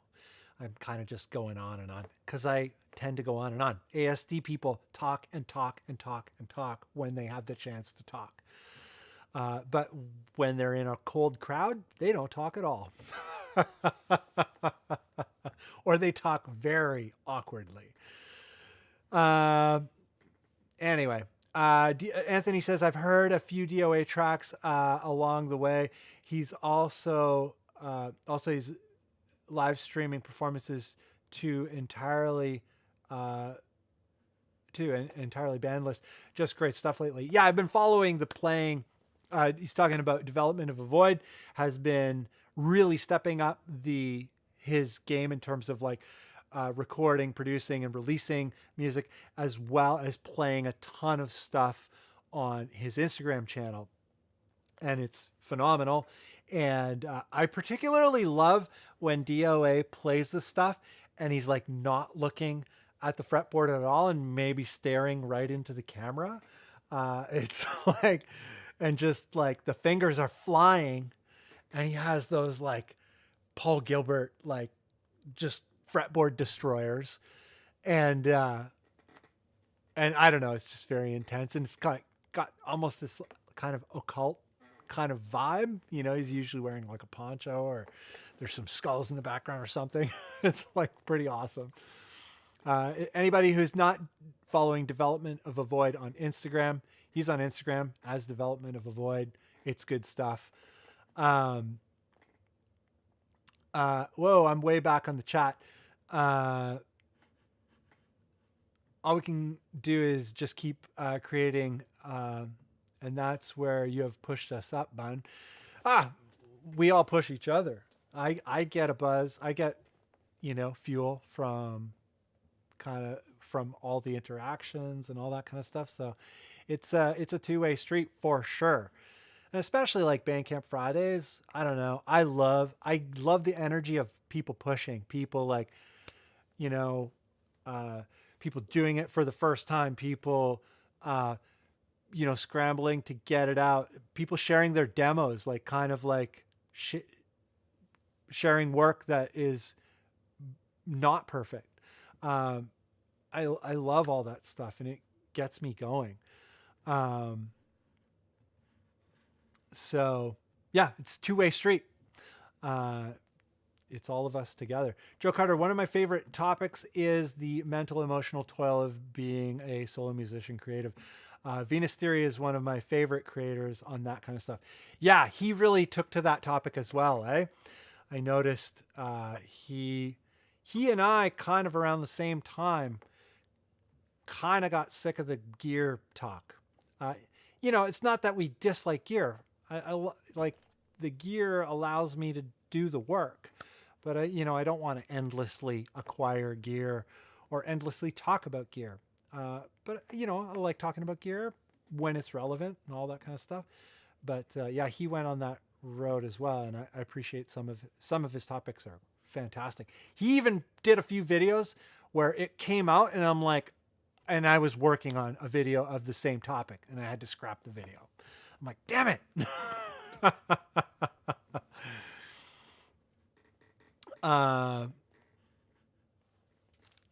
And did you guys know that Cameron is the guy behind Venus Theory, that he was the guy who made all the early Bandzoogle product demonstration, product tutorial videos.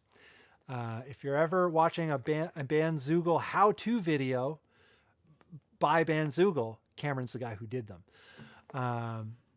Which is an interesting fact. What do we got here? I think very few people realize John at Sonic Drive Studio has some sick tracks out there, and he almost never brings it up. Yeah, it's interesting. He's a very talented person and might be a little bit stuck in that thing where, yeah, it's interesting because he plays so much music that's his music on his channel, but it never really goes in the direction of his tracks that he has out there. Maybe I'm curious, like maybe he has more streams, like maybe there's a different place, Apple Music or Spotify or something like that, that sees a lot more action than another place. And I'm just not seeing it. Not sure, but yeah, super talented guy. Great producer, all that kind of stuff. And definitely focused more on the YouTube thing. And, you know, maybe he's more interested in the YouTube thing and he doesn't actually care about a career in music, which is totally valid. You know, there's that too. Davey 504. Oh, that's his name. I was talking about this guy before the stream with my pal Artie.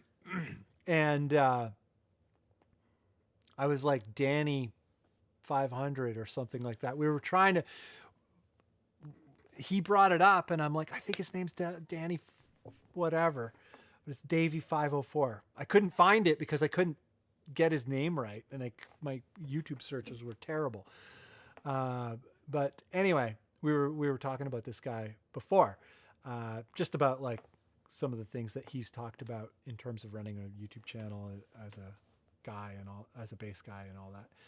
Went from bass player to a gamer who plays bass, and that got him 6 million subs. Yeah. But that's his life. Probably a sweet life, but I don't know. I would rather be doing the thing that I really want to do than be rich. Because if I'm doing the thing that I really want to do, like full blown, that means that I can afford to do it. And that's good enough. I don't know. Everyone's got their thing. I'm not saying he's on the wrong path. I'm just saying I wonder what his perspective of his path is. Some people play music long enough and they're like, I play music. I don't even care. It's interesting. Esposito or whatever, a South American drummer guy. I never remember his name. He's crushing. He's got the big black beard. Amazing drummer. And he stated that he really didn't care about being in a band or anything. He was like, he looked at drums as a personal development thing. And that's all he cared about. And now he's doing stuff with bands and whatnot, but that was never his goal, which is very interesting. And there are lots of people, I'm sure, that have that kind of frame of mind. Me, I like making art and I like making music, and that's kind of what I want to focus on. Joe Carter, I've seen that a lot too. One of the reasons I decided to pursue the production mixing side of things is because I love it as much as making music, but it's far more financially viable as a career. Yeah, I started out in my early 20s, like going that road. I went to school for production and worked in studios and all that kind of stuff, kind of worked my way up. And then eventually I had my own studios, 2 different places, and I was recording and mixing bands for money. And everything I've ever done, I just keep realizing I'm like, I just want to make music. I don't want to work on somebody else's music. I don't dislike working on somebody else's music, but it just reminds me about that, like that yearning inside. Every time, the more I work on other people's music, the more I'm like, damn, I have to do my thing. And then I go mental and I have a nervous breakdown, and it's great. I end up in the hospital, which has happened. Marauder, music. Yes. John's jams are so good. And his tones too, but most people just know him as his massive amp collection, which is a shame. But I guess that's the reality he's built for himself. And, maybe he could turn that around. I don't think John, like Sonic Drive John, I don't think he's like as far kind of lost in it. Like, I don't think he's as nailed down. I think he could keep doing the sort of amp things, but like if he wanted to be more of an artist, like start turning it around. Because of the way he built it, I don't think he's as trapped. Like if you think about someone that I always think about in this topic is like Steve Tarenberry, Stevie T. Like he's built kind of like a comedy channel for himself. He's like this really good guitar player, who has an musical aspiration to be like a prog guy, and he's a good writer and all that stuff in that world, in the world of music that he's interested in. He's very capable of doing it, and he's the little I have heard of him doing that kind of thing, he is good at it. And he would only get better at it because he's already gifted, and the more time you spend at it, you develop, right?